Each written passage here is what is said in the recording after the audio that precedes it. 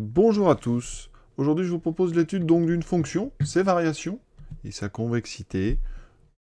Et on regardera graphiquement les fameuses tangentes au niveau des points d'inflexion. Donc cette fonction que je vous propose a donc pour expression ici x carré moins 1 exponentielle de x. Aucun problème de définition ni de dérivabilité. On peut dériver ça une fois, deux fois, trois fois, il n'y a aucun problème. D'accord?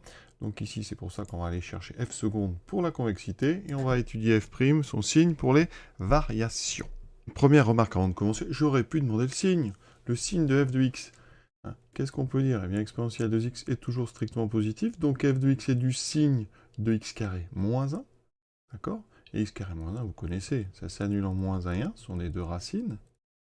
C'est plus moins plus, donc on voit bien ici sur la courbe. Première intersection de la courbe avec l'axe horizontal au niveau de x égale moins 1, au niveau de x égale 1. Avant, on est au-dessus, entre les deux, on est au-dessous, et après, on est au-dessus. Ça, c'est donc comme ça qu'on repère graphiquement le signe de f, la position de la courbe par rapport à l'axe horizontal. Pour les variations, vous savez que c'est le signe de f' qui intéresse, parce qu'on doit repérer ici les sommets. Alors ce qu'on peut imaginer ici, il y a l'air d'avoir un maximum par là, et on a évidemment ici un minimum. On va retrouver ça par le calcul. Alors pour dériver, donc ici, f de x, c'est une fonction qui se présente sous forme d'un produit. D'accord? Un produit, mais on doit utiliser absolument la formule de dérivation d'un produit u'v plus uv'.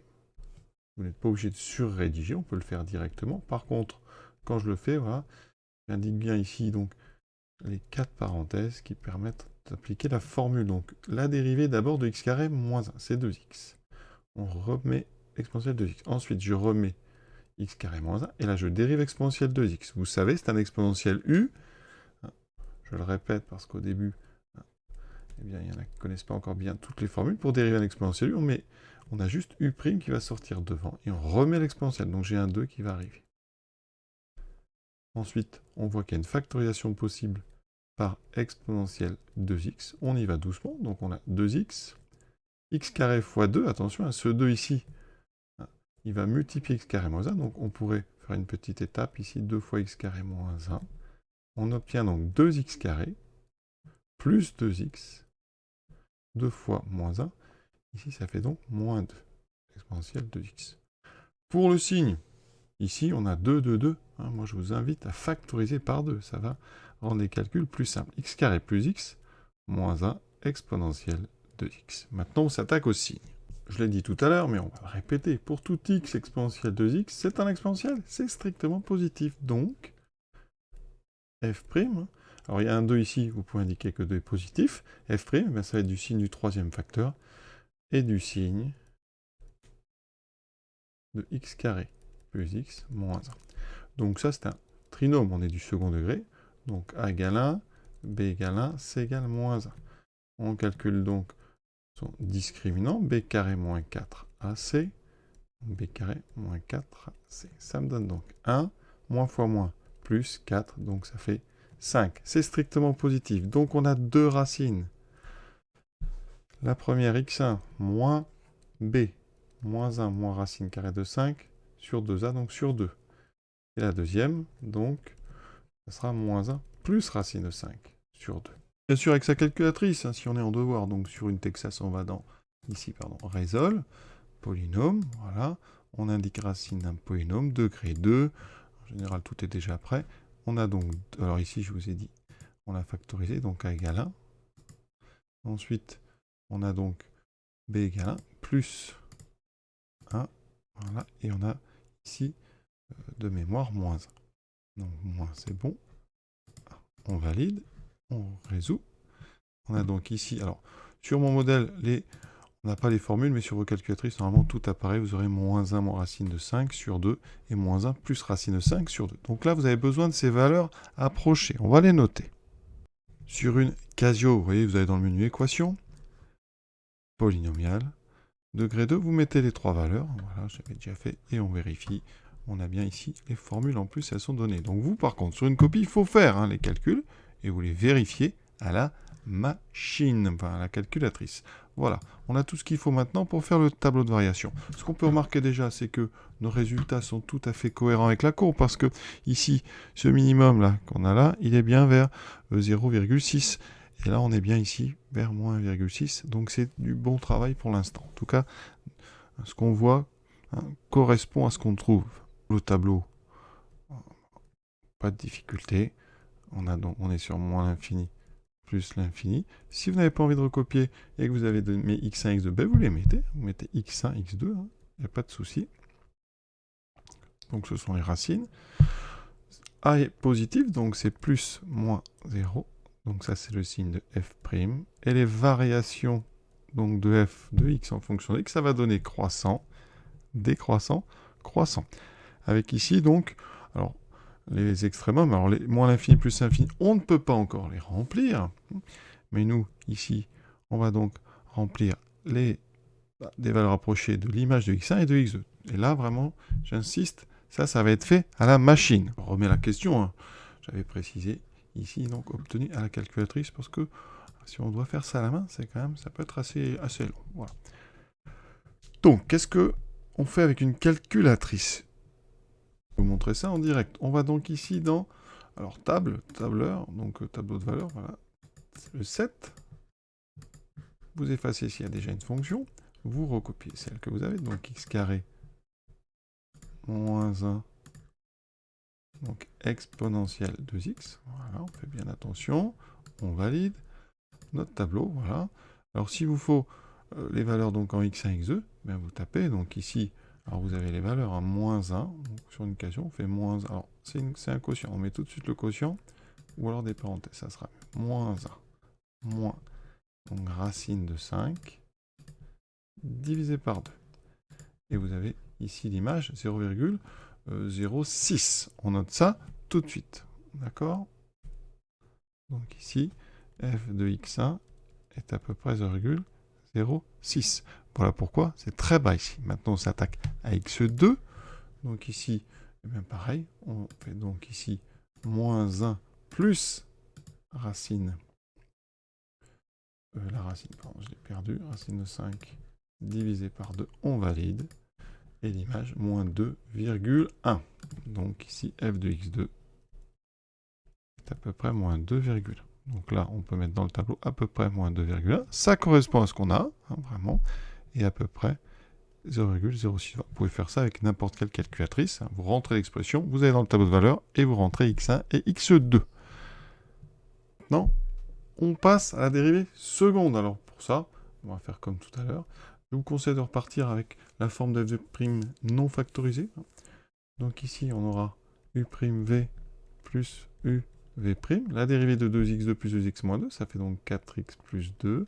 Le même exponentiel. Ensuite ici, on recopie 2x2 plus 2x moins 2. Et vous avez ici la dérivée d'exponentielle de x, 2 exponentielle de x.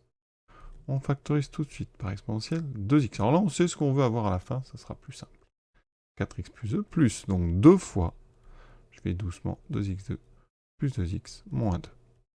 Alors des x2, 2 fois 2, 4, j'en ai 4. Des x, j'en ai 4 ici et 4 là, donc 4 et 4, 8. Ensuite les constantes 2, 2 fois moins 2 ça fait moins 4, moins 4 plus 2 ça fait moins 2. Exponentielle de x. Vous voyez, c'est ce qu'on demandait. Donc c'est ce qu'il fallait démontrer. En général, à ce moment-là, on est quand même assez content. Quatrième question, étudier la convexité de f. Alors pour étudier la convexité, il faut le signe de f seconde. Alors pour ça, on a encore, pour tout x exponentielle 2x est strictement positif. Alors là, on a 4x2 plus 8x moins 2. Alors moi, je vous conseille encore une fois, pour f seconde, de le factoriser par 2. 2x2 plus 4x moins 1. Vous gagnerez du temps. Donc 2 est positif, ça veut dire que f seconde est du signe de 2x2 plus 4x moins 1. Et on a encore un discriminant à calculer. Vous avez l'habitude. Voilà. Donc delta b carré moins 4ac, donc 4 de moins 1. Ce qui me fait 4 et 4, 16, plus 8, 24. Alors 24, pour une racine carrée, je vais quand même vous le dire, c'est important, racine de 24, c'est 4 fois 6, 24, 4 fois 6, donc on va pouvoir sortir, ça fait 2 racines de 6. Donc ici, 2 racines, la première, donc on va pas dire x1. x1, ça a déjà été pris pour l'étude des variations, donc on va faire x3. Donc, moins b, moins racine de, alors 24, donc moins 2 racines de 6 sur 4. On simplifie tout par 2. Donc on aura en haut, alors moins 2, moins racine de 6 sur 2. Et pour x4, la deuxième, moins 2 plus racine de 6 sur 2. Bien sûr, on vérifie avec sa calculatrice, et en même temps, elle nous donnera les valeurs approchées. Et j'obtiens ceci. Donc les deux bonnes formules. Vous voyez qu'il y a bien une racine de 6, donc c'est pour ça que je vous expliquais d'où elle venait, et les deux valeurs approchées qui vont nous servir ici pour situer ici donc nos changements de convexité. Le tableau de signe de f seconde. Donc ici, on est sur moins l'infini plus infini. Cette fois-ci, on va mettre x3 et x4. Ce sont les deux racines. F seconde de x, c'est donc a est positif, donc plus, moins, plus. Donc, ici, on fera des phrases, mais vous voyez, ça veut dire qu'ici, convexité, toujours préciser ce que vous faites, parce qu'il y a vraiment plusieurs choses possibles. Donc, de F, elle est donc ici convexe, convexe, ici concave. Et on a deux points d'inflexion d'abscisse x3 et x4. Donc, on va le dire. Donc, F est convexe sur moins l'infini x3 et sur donc x4 plus l'infini. Et f est concave entre les deux, donc sur x3, x4. Et on note donc deux points d'inflexion, parce que ici la dérivée seconde change deux fois de signe, en x3 et en x4, donc deux points d'inflexion d'abscisse x3 et x4. D'accord? On repère un point d'inflexion dans le tableau de signes. C'est là où la dérivée seconde s'annule en changeant de signe. D'accord? Donc on a en fait, vous voyez, concave, convexe ou convexe, concave. Alors maintenant, dernière question, graphiquement. Est-ce que tout ça, déjà, on le retrouve? D'abord, placez moins 2,2, donc c'est à peu près ici. Voilà, là, vous avez un point d'inflexion. Effectivement, on va tracer une tangente que la courbe va traverser. Vous voyez ici, alors, je vous montrerai ça précisément sur GeoGebra. Voilà la tangente, ici, la courbe repart par-dessous. Et ici, elle arrive par-dessus, très légèrement. Là, le deuxième point d'inflexion, en 0,2. Donc 0,2, on est à peu près ici. Effectivement, on devrait être par là. Donc, ici, alors on a ici une courbe qui est au-dessus, donc on a une forme convexe. Ensuite, ici, on est sur une forme concave. Donc, ça veut dire qu'ici, la courbe va arriver... Hop, il ne faut pas que je rate. La courbe arrive sous sa tangente. Vous voyez, ici, elle arrive sous sa tangente et elle ressort dessus. Elle ressort par-dessus. Alors tout de suite, je vais vous montrer ça plus précisément sur GeoGebra. Là, voici notre courbe. Et là, vous voyez, l'avantage GeoGebra, c'est que ça calcule la dérivée. Donc ici, on voit bien là où elle s'annule, etc. Mais ce qui m'intéresse plus, c'est la dérivée seconde. La dérivée seconde, vous voyez, elle s'annule ici et là. Donc, ce qu'on va faire pour être très très précis sur GeoGebra, regarde, je fais l'intersection entre la courbe bleue et l'axe ici. Donc j'ai un point A. Ensuite, vous allez voir, je vais tracer ici donc une perpendiculaire, voilà, passant par A, et donc mon point d'inflexion est exactement ici, voilà, à cet endroit-là. Et donc je vais tracer la tangente en B. Donc là en dessous, je mets tangente, voilà, au point B, à la fonction f. Et là voici ma tangente importante. Après j'enlève ici les éléments qui ne sont pas importants. Voilà la première tangente. Alors je peux placer aussi le point ici d'intersection. Alors pourquoi j'ai plus le point? C'est pas le point qui m'intéresse, c'est le point. Voilà. Mais ici, on arrive par-dessous, on ressort par-dessus. C'est vraiment caractéristique d'un point d'inflexion. Pour le deuxième point d'inflexion, on fait pareil. Il faut que je trouve ici l'intersection, vous voyez, entre voilà, la bleue et l'axe horizontal. J'ai le point C qui est quasiment déjà... Il est déjà sur l'axe horizontal, donc je vais tracer la tangente. Alors, non, il faut que j'aille... Pardon, chercher ici la perpendiculaire à C pour avoir le point sur la courbe. Et donc là, voilà, le point D, c'est le point d'inflexion. Et donc j'efface tout ça et je vais tracer la tangente en D. Donc je mets tangente, fonction, je mets donc point D à la courbe de F. Et voici donc, alors elle est moins nette, parce que la courbe ici est vraiment très peu pentue. Alors pourquoi ça fait ça? J'ai raté des trucs. Je reviens en arrière, la tangente s'est effacée, je ne sais pas pourquoi. J'ai refait ça proprement. Et on va regarder un petit peu en zoom cette position. Vous voyez, Ici, on arrive bien par-dessus, très légèrement, et on ressort par-dessous.